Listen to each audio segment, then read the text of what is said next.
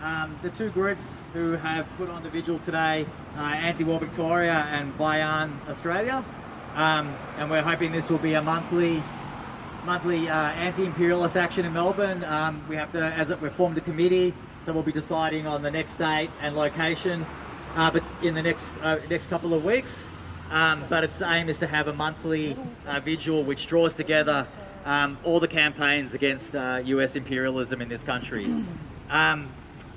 I'm just going to read out a short speech, if that's okay. Hope people don't mind.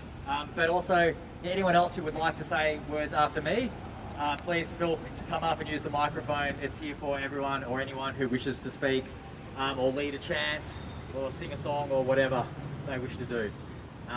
So yeah, microphone is a collective property for everyone to use.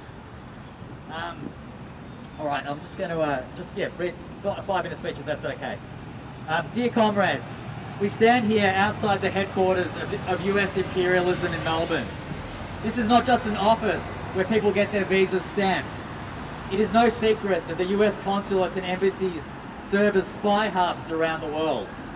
It has been confirmed by Wikileaks how it is common for Australian politicians to meet with or report back to US diplomats at US Consulates and Embassies in Australia.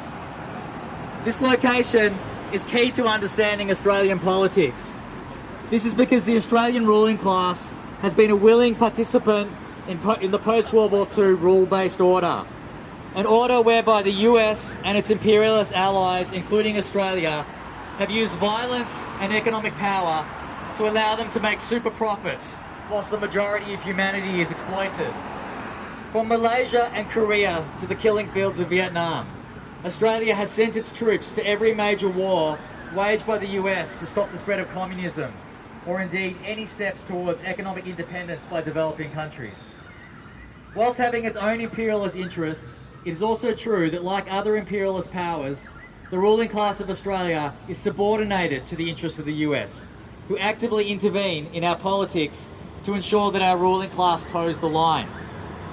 This is why both the Liberal and Labor parties are totally lined up behind the war drive against China. This is why, whilst it was Morrison who signed AUKUS, Albanese signed off on the $368 billion submarine deal.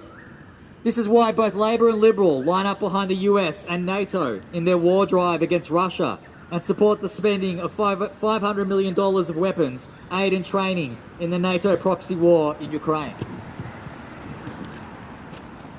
The war drive against both Russia and China are not separate, but are part of the same reckless determination of US imperialism and its allies to maintain their global hegemony. They are prepared to risk and even wage nuclear war to protect their imperialist profits. This dynamic is also why both major parties refuse to lift a finger to free the imprisoned hero Julian Assange. However, the recognition that our fight to stop war is really a fight against Western imperialism points to the solution. The struggle against US imperialism is international. The struggle against AUKUS must be linked to other anti-imperialist struggles. Our allies against AUKUS are the many millions fighting in many countries against Western imperialism. The fight against US imperialism and the Australian ruling class, which is its junior imperialist partner in the region, is linked to the national liberation movements and anti-imperialist struggles in Cuba, Iran, the DPRK, Venezuela, the Philippines, Yemen, Palestine, and many other countries opposing US control, sanctions, wars, and military bases. There may be some in the capitalist ruling class who are worried by the economic implications of a war with China, as represented by the faction that Paul Keating speaks for. Whilst we welcome these splits in the ruling class, it is to the international working class in their struggle against US imperialism we must turn to as our real and dependable allies against imperialist war. Unionists on May 6 are marching in Port Kembla in New South Wales for their May Day march to oppose AUKUS and the turning of the port into a nuclear submarine base for the US. A solidarity action is being held in San Francisco on the same day at the US Consulate. This is the kind of concrete international workers' links that are already being made. We hope that the monthly anti-imperialist actions will provide a space for all groups fighting US and Australian imperialism to join and demonstrate the links between our struggles. We hope many more groups and anti-imperialist campaigns join us. Today, as well as demanding no war on China and Russia, we are demanding jointly no to AUKUS and junk the EDCA. This is the plan to expand military bases in the Philippines. The struggle against US war bases and sanctions must be united. So we say no US bases in Australia, the Philippines or anywhere.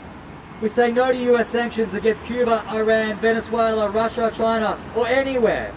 We say no to US-backed wars against Russia, China, Yemen, Palestine or anywhere. No to all offensive US military alliances. No to AUKUS. No to NATO. No to the Quad. For a world without war and imperialism, once again, no to AUKUS, junk the EDCA. Should we do a chant around those? Yep. So, no to AUKUS, junk the EDCA. No to AUKUS, junk the EDCA. No to AUKUS, junk the EDCA.